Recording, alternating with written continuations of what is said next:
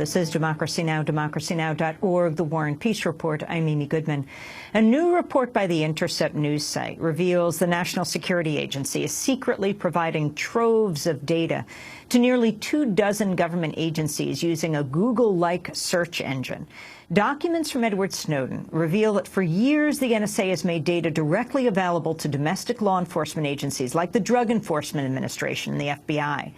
The search tool, known as IC-Reach, contains information on both foreigners and millions of U.S. citizens who have not been accused of wrongdoing.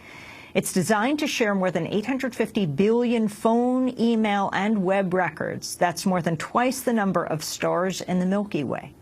The report comes after The Intercept discovered that the U.S. military has banned all employees from visiting the news site and has begun blocking it on work computers, purportedly because it's published classified material.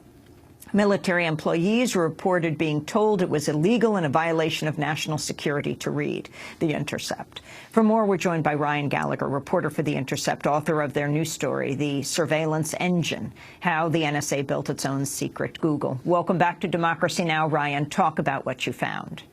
Hi, Amy. Thanks for having me on.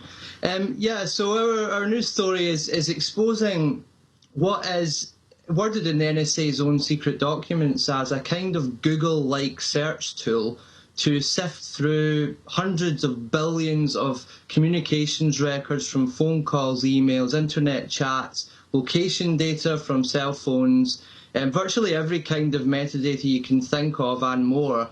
And not only that, this information is being made accessible to almost 24 agencies in the United States. Most of them are intelligence community agencies, but among those it includes, domestic law enforcement like the FBI and the Drug Enforcement Administration. So the thing is of a vast scope, and is much larger than I think what a lot of people expected for the sort of degree of data sharing that's been going on between different U.S. government agencies. Talk about General Alexander's role in this.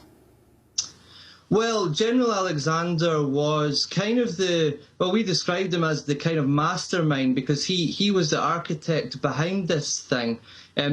Fascinating details in these documents that go right back actually until to the early 90s. But after 9/11, the NSA basically concluded that it had to bolster metadata sharing across the US government because there was a feeling that after 9/11 there was intelligence failures. They'd failed to prevent that attack, and also they were getting slammed for the bad intelligence that led up to the Iraq invasion.